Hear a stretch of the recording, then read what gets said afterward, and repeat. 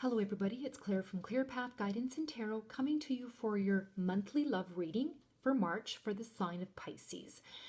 Just quickly, I wanted to tell you about myself if you're new to this channel or the first time watching my readings. I am an empath. I've been doing this for about 5 years. Usually when I do a reading, it's just via email. I don't do face-to-face. Number one, I don't want to be influenced by anybody, by the way they look, by the way they talk to me, none of that stuff. I also cannot line it up. It's really hard to line up a reading when I've got children. They have to be banned to their rooms. And sometimes if you're in Europe, times are totally off. I'm coming home from work, you're going to bed. It's really hard. And I don't want anybody to wait for a reading. I'm very good at what I do. I was giving out free readings in September. For 1 week, I was giving anybody who emailed me, I gave them one question. Any of those people that I have read for, I still keep in touch with a lot, and I still pull cards for them. I have no issues with that. When I give a reading, you can send me as many questions as you like.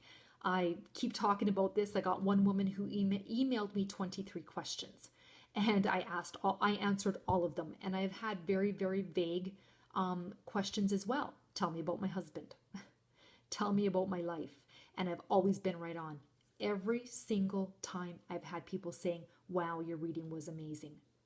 So when I do your reading, I record it, email it back to you, and you can view it. Once you view the reading, you can go ahead and email me more questions. I have people emailing me on a daily basis, updating me, telling me what's going on. Can you please pull a card? Absolutely. I have never asked for another penny from anybody. Even the people who I was giving free readings to, I've never asked them for anything. There's been times where I've even told people stop sending me money because I've had done more than one reading for some people. I've done 2 readings, and then after that I say, don't send me any more money. I do not feel right about that. So these readings here are general. There's millions of you Pisces out there. You're not all walking in the same path. So it's not going to resonate with all of you.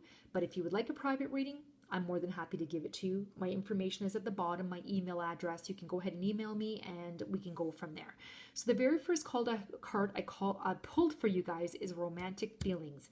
Your feelings are real and worth exploring. So let's just see here. Your stirrings within your heart represent the song of romance calling to you. This card comes to you as guidance to follow the pathway of those feelings.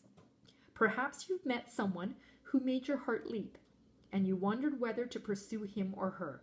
Well, this card says the answer is yes. Take action by flirting, asking the person out on a date, or making your feelings known. If you've recently been longing for more romance in your life, this card is a signal to take charge of making that happen.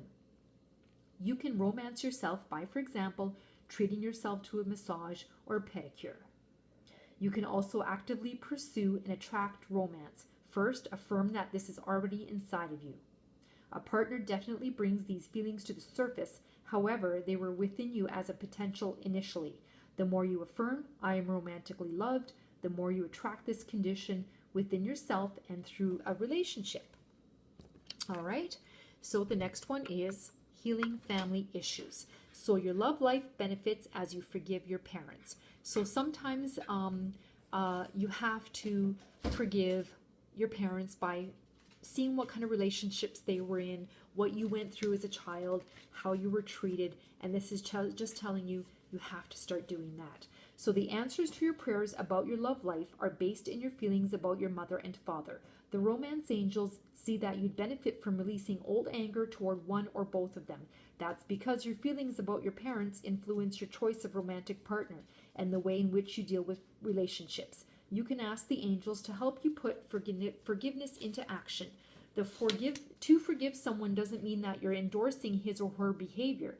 The angels will tell you rather than doing so is a form of deep emotional detoxification. It means I'm no longer willing to carry toxic energy within my mind and body. So for me, for example, when I was growing up, my parents were from the old country.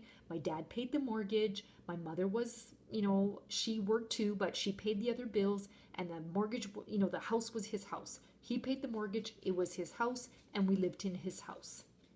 And he was a womanizer. He was a drinker. I saw him talk down to my mother. I've even seen him hit her. So along comes my first husband. He never hit me, but he was verbally abusive. And so I thought that was okay because I seen this in growing up. Every dad does this, right? Every husband does this. Must be okay. My mom stayed. Must be okay to put up with that. Then I realized after I got older, because I met my first husband when I was 16, and as I got older, I started to realize that this is not normal. It is not normal to be married to someone who is not your best, who is not your best friend. He was not my friend at all. I was married, he was single. That's what I called it. He would go out with his single buddies, come home late at night, if he even came home at all. And I thought that was normal. I did. So this card here talks about that if you grew up with these kinds of issues at home, that you have to heal. I haven't been with a man like that since. My second husband was a wonderful man.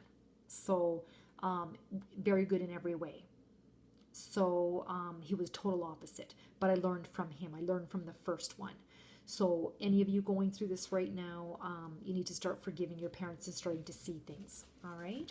And the third card here is playfulness. So you have to recapture romance. Allow your inner youthful spirit of fun to shine. Sometimes when you're together for a long time, you forget what it's like to have fun. You have the mortgage, you have the kids, the job, responsibilities, cleaning, cooking, looking after all your responsibilities. It's not easy.